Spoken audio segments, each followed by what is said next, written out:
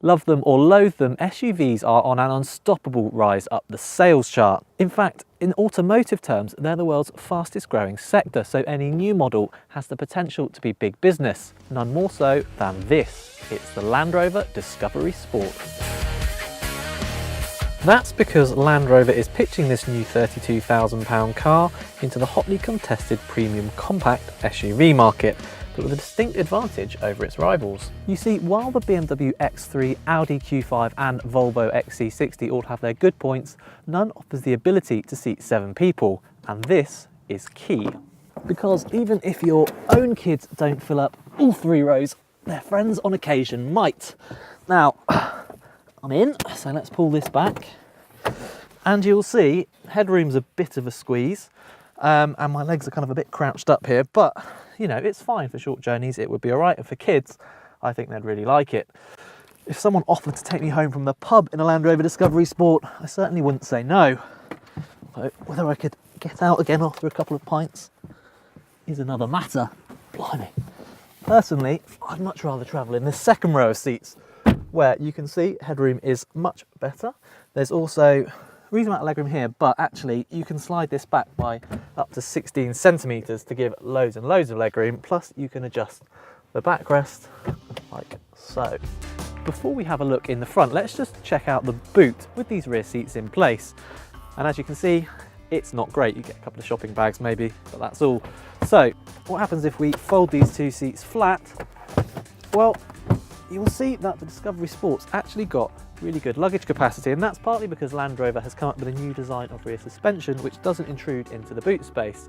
Another neat touch are these switches here. Pull these and the rear seats drop down.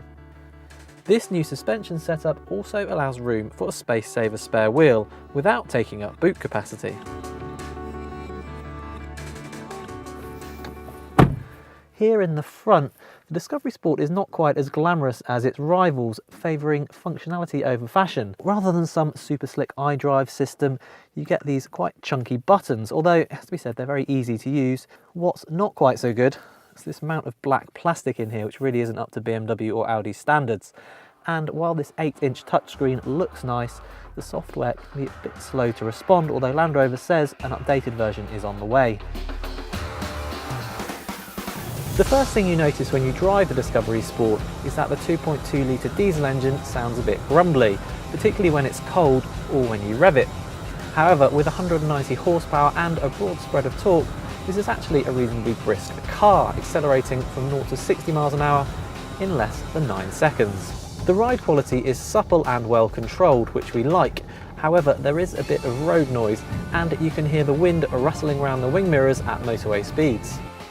As for the handling, we should remember that this is a car with the word sport in its title. And I have to say that for a tall SUV, Land Rover has done a good job. The steering is nicely weighted, and although the body initially leans a bit in corners, it soon settles on its springs. There's also a lot of grip.